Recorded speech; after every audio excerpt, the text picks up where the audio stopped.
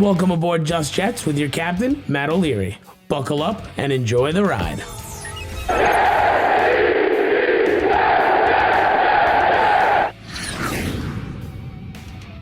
Hello and welcome to Just Jets episode number 113. What's going on? I am Matt O'Leary coming at you a little bit later on a Monday than I usually am. Forgive me, yesterday was Easter, was hanging with the fam. Got a little bit of a late start, so we are getting this episode out a little bit later. But don't worry, we are jam-packed with a ton to get into. We are doing worst case scenario for the New York Jets in the NFL draft, followed by your voicemails as always on episode 113. But before all of that, with the first pick in the NFL draft, Ball Saxonville has decided to pick Manscaped to stock up on their D. Manscaped, the leaders in below-the-waist grooming, have sponsored us to make sure you don't get booed out of the bedroom like Roger Goodell. Support us and head to manscaped.com and use the exclusive code JETS20, that is JETS20, for 20% off and free shipping. Lawnmower 4.0, performance package. Maybe you like the cologne. The cologne's been in my rotation heavy recently. Absolutely love it. So make sure to check it out with my promo code JETS20 and get yourself prepared in the bedroom and for the NFL draft, of course, which is coming up, which ironically, I guess, or not really ironically, because it's that time of year. That's the focus of today's episode, ladies and gentlemen, and we're getting into the worst case scenario. Last week we did best case scenario. This week I'm going to go worst case scenario. I have a few things that I want to get into. Number one is if three edges come off the board right away. I'll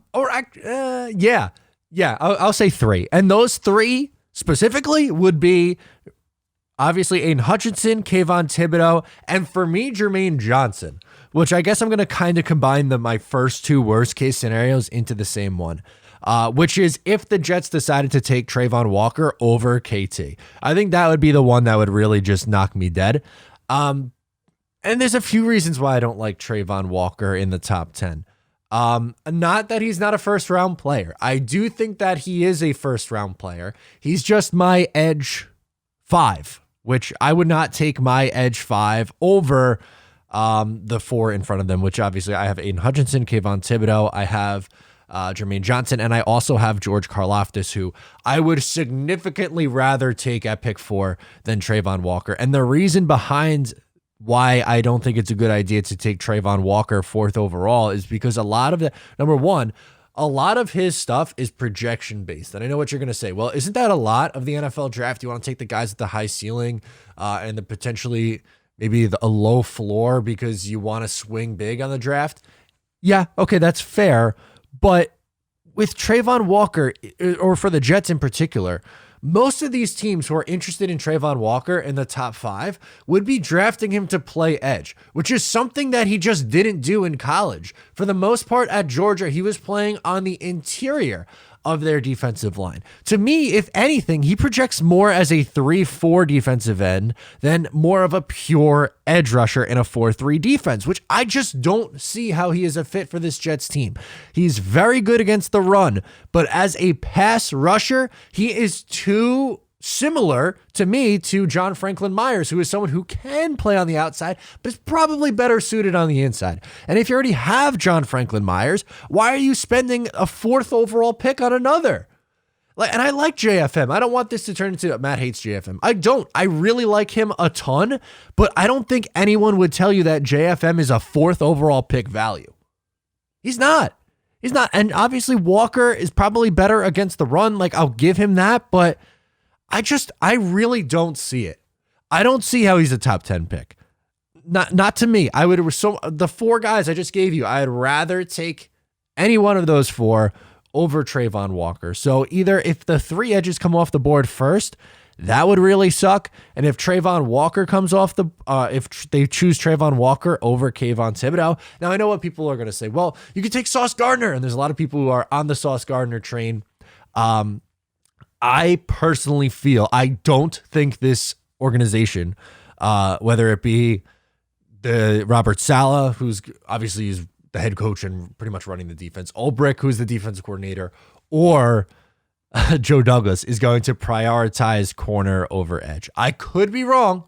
Maybe they go outside the box and do something that I don't expect or a lot of other people don't expect, but I would be surprised with it.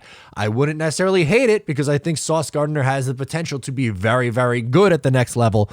But I think you by paying DJ Reed, you probably feel comfortable with Reed as a starter and I guess a competition for Eccles and Hall to be CB2. But I'm a Bryce Hall guy. I think he should be starting on the outside. Which I guess a perfect segue into my second topic here is a priority over secondary over edge. Like if they went Bryce Hall and Kyle Hamilton as the first 2 picks and we're like, okay, we're going to wait till pick 35 and try to take whichever edge rusher falls, or, you know, in that point you're waiting for receiver too, which is another thing that I have on this list. I look at the edge as so much more of a need than either corner or safety. And especially with the value that's going to be there at the top of the second round at safety is insane. You have guys like Lewis Seen, Daxton Hill, Jaquan Brisker, Jalen Petrie. You go right down the line. That's like 4 pretty quality guys who should be there at the top of the second round. And I just went through why I wouldn't prioritize taking corner that early. Where edge, like, sure, I love Carl Lawson coming back. I think he's going to be good, but we can't have Carl Lawson on one side and a hope and a prayer on the other, because that's what it would be. I think John Franklin Myers is better suited as an interior rusher. I think Bryce Huff is a nice rotational piece. I don't think he's an every down player, and they need another guy who can be downright dominant. And if you're taking one, let's say in the second round, is it possible for them to come in and be good right away? Yes, of course, but it's a bigger risk. The longer you wait, the bigger the risk is. So I don't want to take those risks on what I think is the 2 most important adds to this team, which is edge and wide receiver, which is waiting to wide receiver at 35, which is, again, a little bit frightening. There's 5 guys that I really like in this draft class at the wide receiver position, and that is in no particular order. Traylon Burks, Garrett Wilson, Drake London, Jameson Williams, and Chris Olave. Outside of that, I think there are some question marks at some of these guys who are going to be there. And if your plan is to try to make life as easy for Zach Wilson as possible, why settle for the 8th best receiver, which is probably what you are going to be selecting at pick 35? There's a very good chance 6 or 7 receivers can go in the first round, and maybe like, oh, well, Jahan Dotson could be there. True, but is he an exact fit of what you're probably looking for? I would say no, I don't think so. Christian Watson, though. Okay, I do have some questions about him coming from North Dakota State and coming in and playing and having an impact right away and the play strength being an issue. But what about George Pickens? Okay, great. Injured. So that's another, like the risk that is involved here is a little bit too rich for me.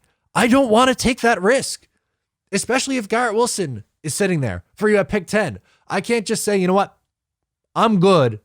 I'm going to wait until pick 35 and go on a hope and a prayer that someone that I like is going to be there.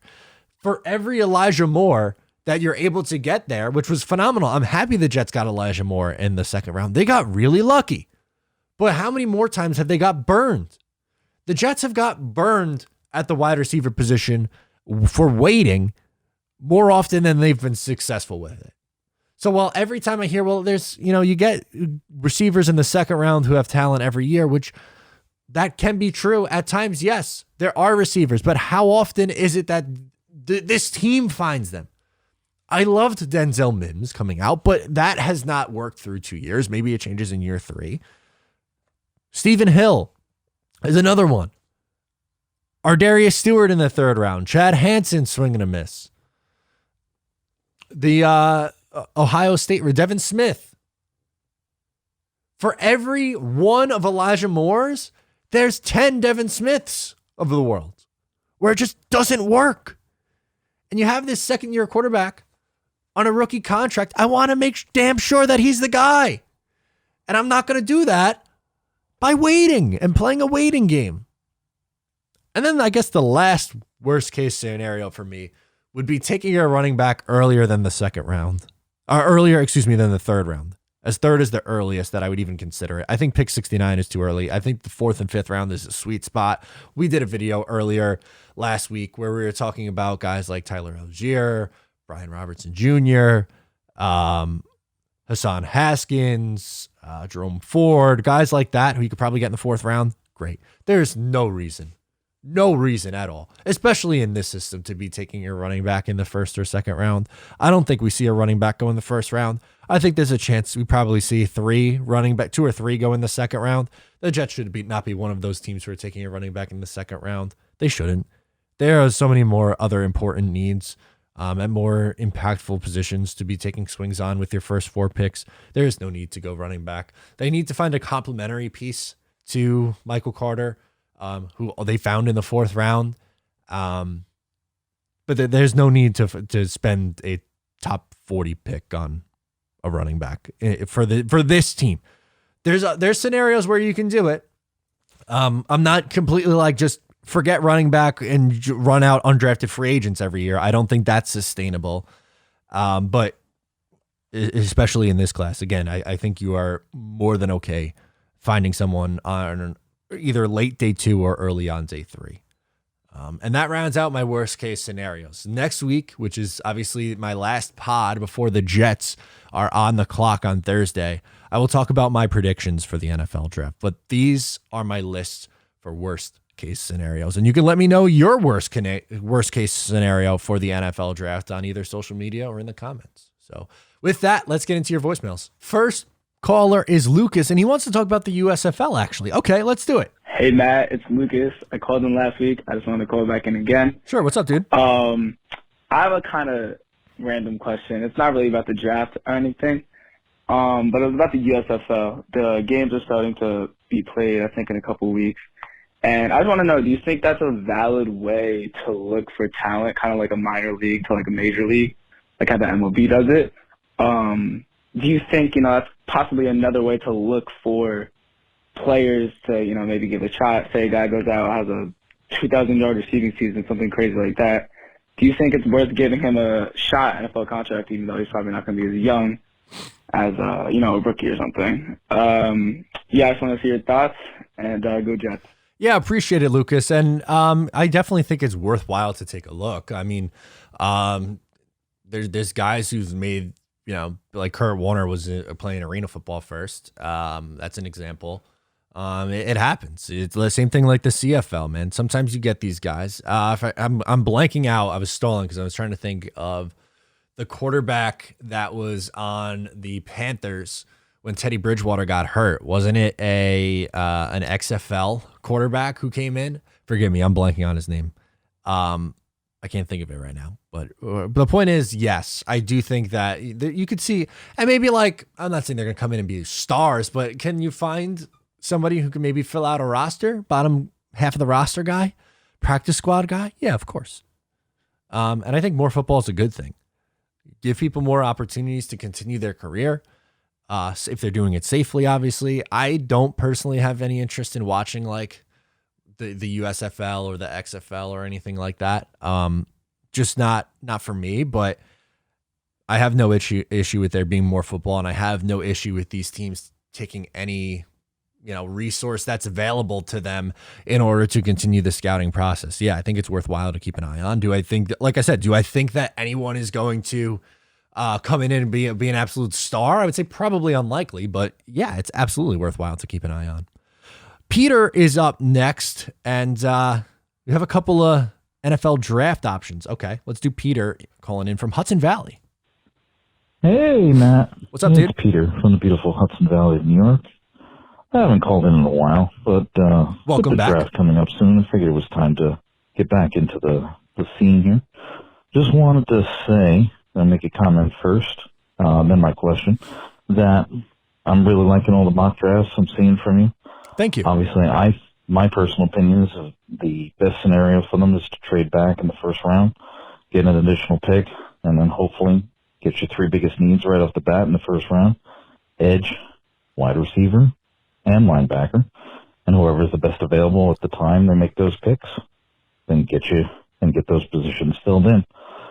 And, considering how Douglas has been so far as a general manager, no matter what, the Jets are going to wind up coming away with more picks in this draft than they started with. And if they don't come away with more picks for this year, they certainly will for next year as well. But here's my question. Why is Greg Van Roten still on this roster? Good question. That is Why a fair haven't they question. cut him or traded him yet? And do you think that's a scenario that may happen on draft day, whether it's day 2 or day 3? And what do you think the Jets will recoup for him? Could they get a third rounder possibly, or maybe a couple of picks, one this year, one next year? And if we do trade him away, then who's going to be the primary backup on the interior of the line, considering they haven't re-signed LDT yet?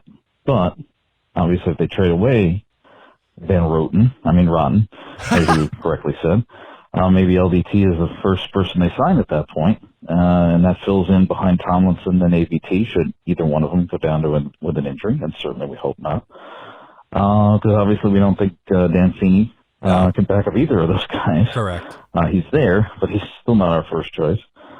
So hopefully the Jets will address his situation with Van Roten and hopefully get LDT back under the umbrella. And let's see what happens. And hopefully it's a good draft. And as always, go Jets. Appreciate it. I don't have a good answer for you for why he is still on the roster. They could cut him as training camp nears a little bit closer, but I don't think you are getting anything for him in a trade. If there was one offensive lineman that I think you could potentially trade, it's Connor McGovern, and I think you can maybe what you can get for him. I don't know. Maybe a third or fourth round pick, something like that. But then I think you're only trading Connor McGovern if you are trading back into the first round and drafting Tyler Linderbaum or maybe Zion Johnson, because Zion Johnson did play center at the Senior Bowl. So maybe if he's trying to play center at the next level, maybe they would do that. But that's the only lineman, or I guess Mekhi Becton if they take Ike Ekwonu, which I don't think they're going to do personally, but you could. But I don't think you are getting anything back for Greg Van Roten, unfortunately. They definitely do need more help depth-wise. I agree with you, LDT. I would do anything in my power to bring him back. For depth, I think he would be fine if he had to come in and spot start. Dan Feeney scares the life out of me. I don't want him playing football. I would love to go out drinking with Dan Feeney. I don't want him playing for my football team. And the same is said with, I don't know why I couldn't speak there for a second. The same could be said about Connor McDermott, who, right now is looking at one of the backup tackles, as well as Chuma Edoga, who is still cooking around for some reason. But yeah, I don't know why they haven't moved on there, and they could use some more depth. So I wouldn't be surprised if they used late day 2 and day 3 picks to round out that depth on the offensive line. So good point there. We're going to go to Brendan and Jack calling in from Cali, and they have an interesting question that I don't think I've ever answered on this show before. Hey, Matt. Big Jets fans out in California. You got two guys coming at you, Brendan and Jack. We tune in pretty much to every episode. Big fans. We love your work. Sometimes I tweet at you. But anyways, my one question is, that's totally not your voice at the beginning of the intro. Who is it? Is it a celebrity? Oh, yeah. Can you please give us a little bit of insight into who it is? Because we need to understand who it is. Thank you so much. We love you. Thanks, Matt. Keep it up, Matt. Go Jets. We're about to have a great 9-win season. Let's go. Playoff contention. Goodbye. I love it. Interesting. Okay, I'll answer this. So it is someone that I used to work with in the radio field. His name is Tyler Brandt. He is on Twitter as well if you want to follow him with him. And actually, Tyler works for me behind the scenes. He does some stuff behind the scenes. So he screens voicemails for me. He makes some clips for the Matt O'Leary NY Extra channel. And he is the voice of the intro of Just Jets. And potentially going to be using him for more stuff as I continue to build this thing. And he helps me out with some stuff behind the scenes. He's one of my best friends. Love the kid, although he is a Patriots fan. So if you want to give him hell on Twitter, please do. But yeah, that's my good buddy Tyler, who is awesome. And I appreciate him helping out with this show as well.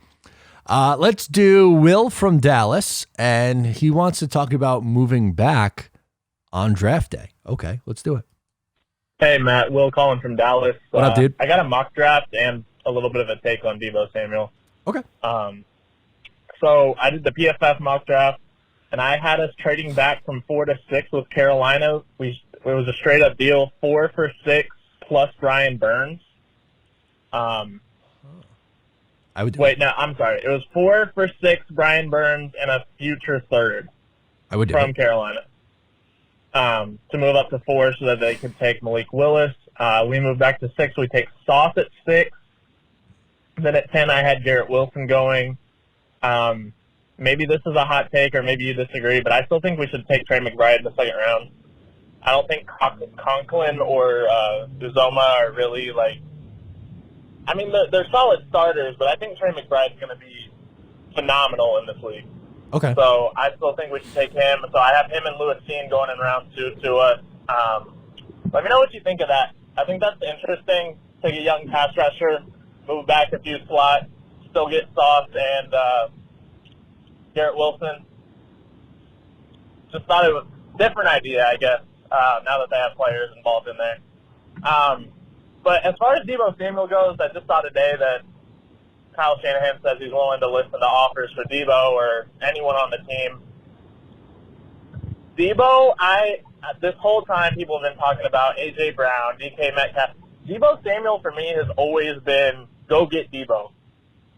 If any of those 3 are available, or excuse me, if all 3 are available, go get Deebo. You can't find a better fit for the offense when the offense comes directly from San Francisco, and this dude's, dominating the league in that offense. I just think it's a no-brainer if all 3 are available that you go Deebo. So let me know what you think. I'm a big Deebo guy. Maybe you aren't, but I love Deebo. I think he's the no-brainer choice to go if we are going to trade for a receiver. Anyways, thanks for taking the call. Love the show. As always, go Jets. Appreciate it, dude. Interesting mock draft. I like the idea of, well, you're moving back and you're still getting a pass rusher there, which is awesome. And then that allows you to take Sauce Gardner, which if you already have your pass rusher, then that's a completely different conversation. I disagree with you on Trey McBride, but like McBride's awesome. So like, am I going to be mad if they do that? No, I'm not going to be mad about it, but I would probably go a different direction, which is, okay. I would probably look for, I think they would really need some linebacker help. So that's the direction that I would probably go instead. And as for Deebo Samuel, love him. I think he'd be explosive in this offense. He put up 1,400 yards receiving last year and another 300 plus rushing yards and had 14 combined touchdowns. 14. He's an absolute force and a nightmare for defenses to try to match up with him. You would just have to get him the ball and let him do the rest. That makes life so easy for Zach Wilson. But I don't get like so many people. So I did the video of, I was talking about the odds, and obviously it is more favorable, or he is more likely to stay in San Francisco than anything else, obviously. But the next most likely team after that is the Jets. So I did a video on that. And the number of comments that were so anti the idea of Deebo Samuel is crazy to me. It's crazy. It's most of it comes from the fear of paying anybody and giving up God forbid, giving up a draft pick. Jet fans, or not all, but some have been burned so badly that they have so much fear of actually trying to acquire good players. It's nope, you have to only build through the NFL draft. God forbid you acquire somebody who's good. You have to just draft them and develop them. There is only one way to build a team, and every single championship team who has used multiple avenues like the draft, like trades, and like free agency, you just throw that straight out the window, and we're just going to spend 10 draft picks every single year until it hits. And I don't care if you miss the playoffs for another 5 to 10 years on top of their already 10-year player drought. You can't possibly be serious about bringing up the idea of trading for an already established player who is just now entering the prime of their career, who had 1,800 all-purpose yards last year and 14 touchdowns. How dare you want to improve your team like that?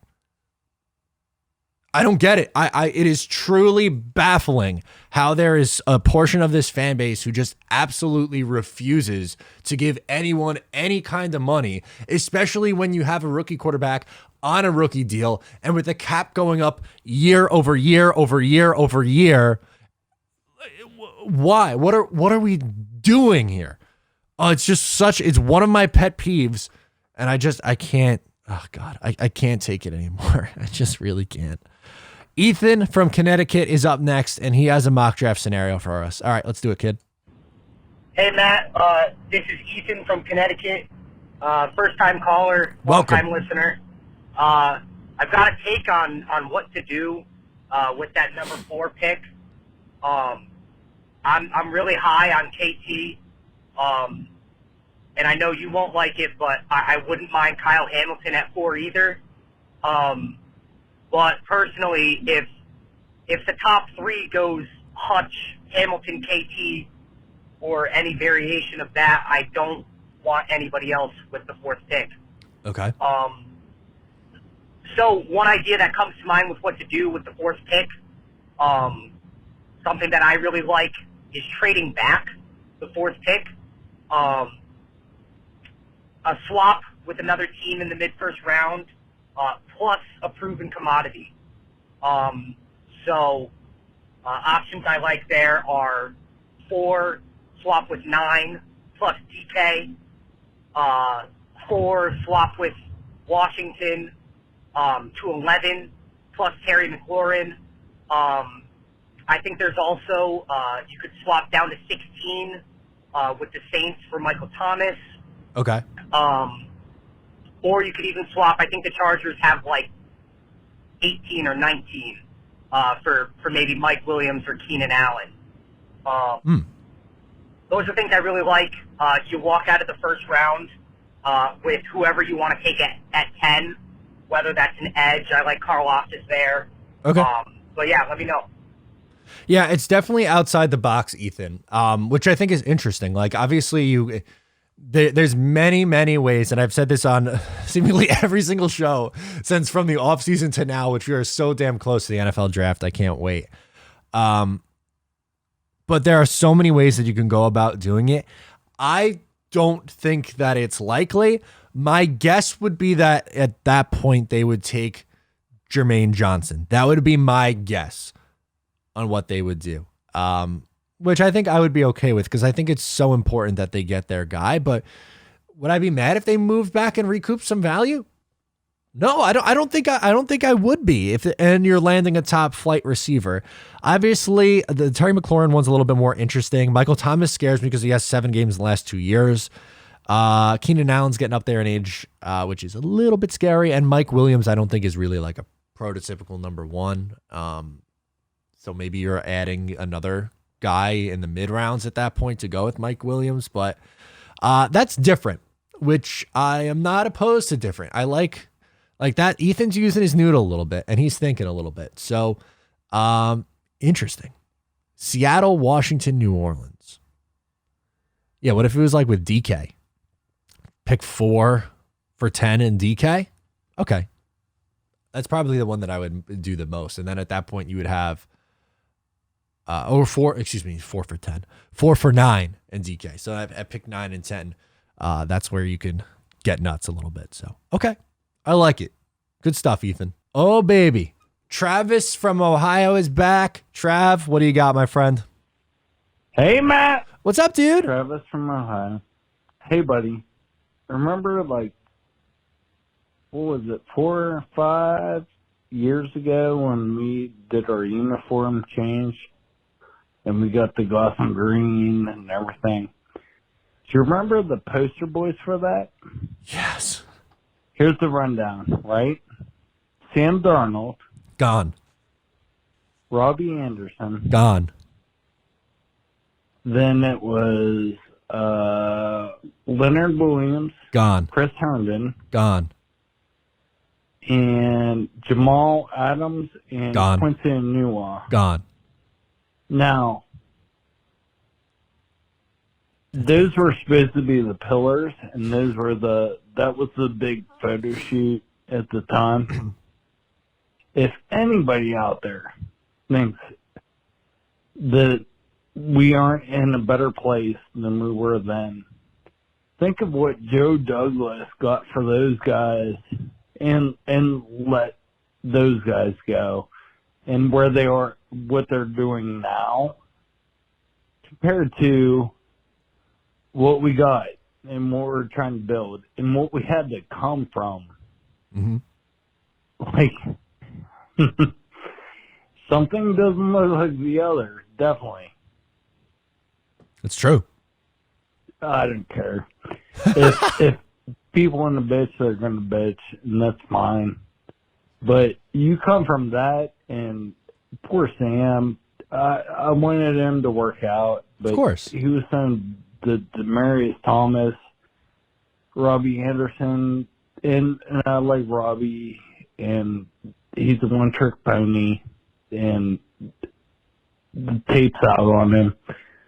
And Crowder's awesome, but he had no line and an overpaid line at the time. It was a top 5 most paid line in the league. And they stunk. So all the haters out there, shut the hell up.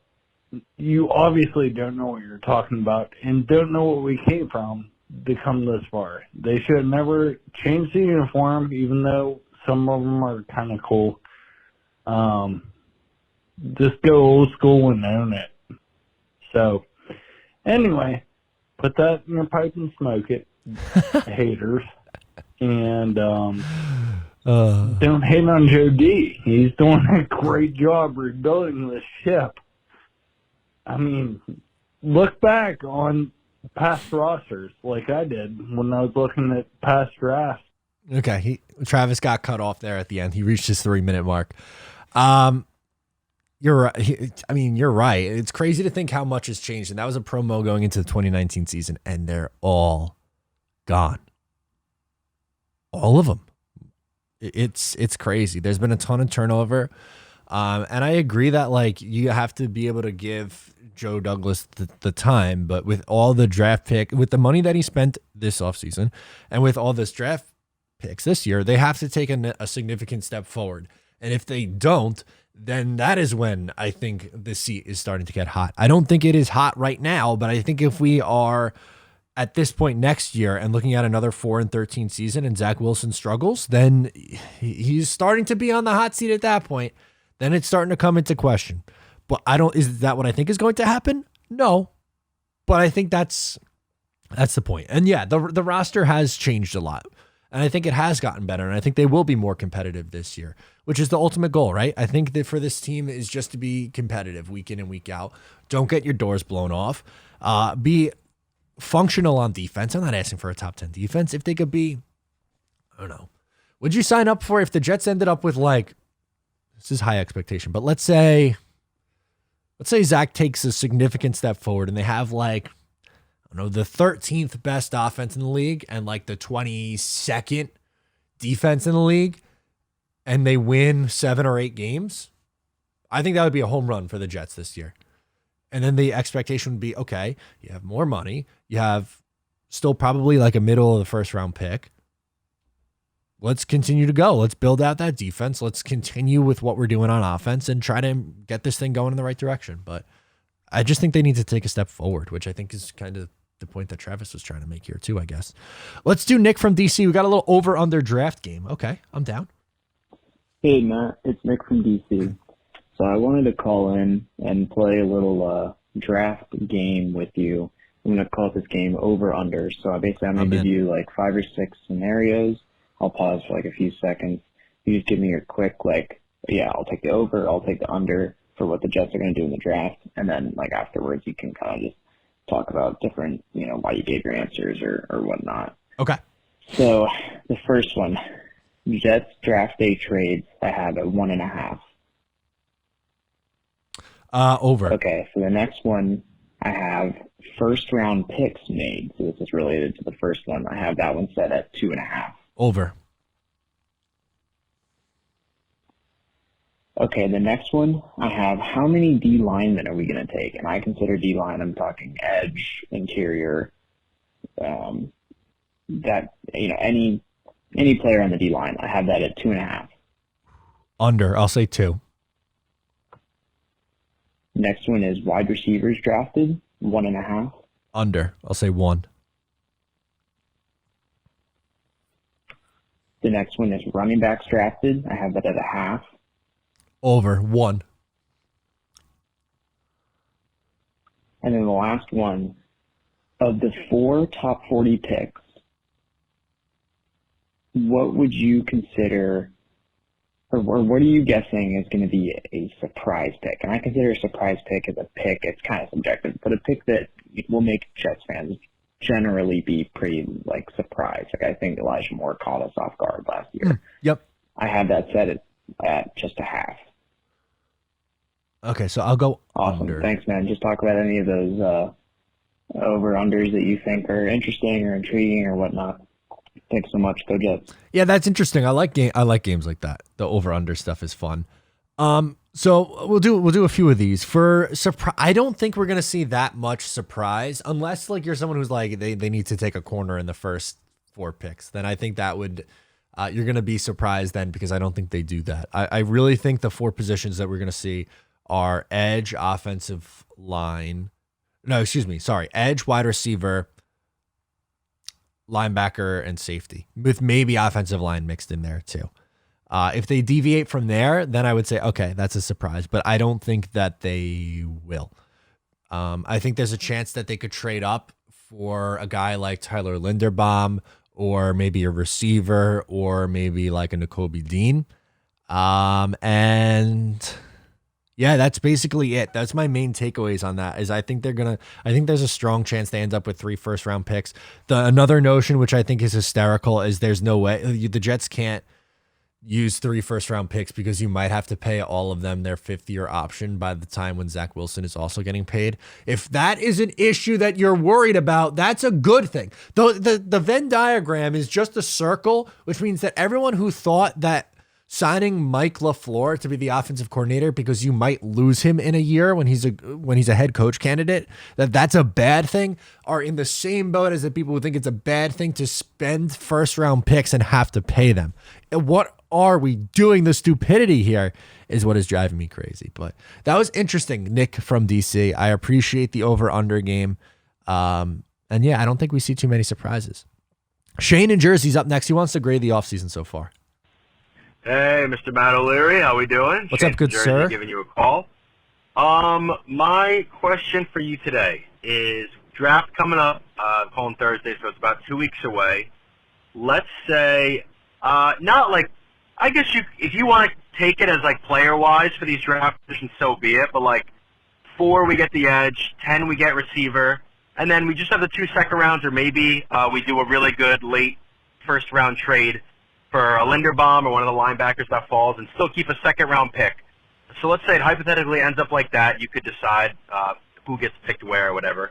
But let's say that happens. Is it fair to give Douglas and the Jets an A for this offseason? I say yes, only because the amount of holes he's tackled as the team, for the amount of money also, is yeah, we didn't get the Tyreek, we didn't get the big names, but I mean 2 starting caliber tight ends, a Pro Bowl guard, a young ascending corner. I know you had a video that's the other day or something like that, but Whitehead, I love him at safety. All for what? Under 55, 60 mil? I'm highballing a bit, I think. But that's awesome. And then if we go into this draft and get 3 or 4 new starters, 5, if we somehow hit in a late pick, I think that's exactly what we're looking for, because, again, we're not Super Bowl contenders here. We're looking to get better in the best way possible. Yep. And I just think he's going to hit all the nails on the head, and if it happens in the draft, I love it. And I think that's fair to give us, the team, and Joe Douglas an A for the offseason in total. So, yeah, what do you think about that? What's your grade so far, I guess, and then if it'll end up like that after the draft? But yeah, man, can't wait to hear from you. Go Jets. Be good. Yeah, I'm B+, A- range. I'm really happy, but more has to be done in order to get that to an A or A+. You need more on edge. You need more at wide receiver. You need depth at tight end. You need depth on the offensive line, linebacker, safety.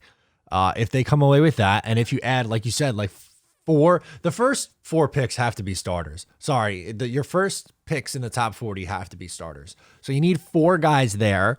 And then if you can get one more good starter after that, great. That's great. I would be thrilled with that.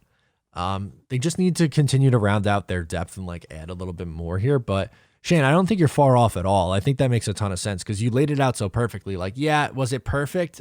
Not yet. It hasn't been perfect yet. There's still some holes in this team, but there's still 9 draft picks all in the first 5 rounds that are sitting for you waiting to use. And whether they take 9 guys, they stay put and take all 9, or they move around, or they trade for an established player, there's so many ways that you can improve this roster. So it's incomplete right now, obviously, but it has the chance to be a very, very, very good offseason with, we'll see in a week and a half, which is crazy to me, but it's the truth.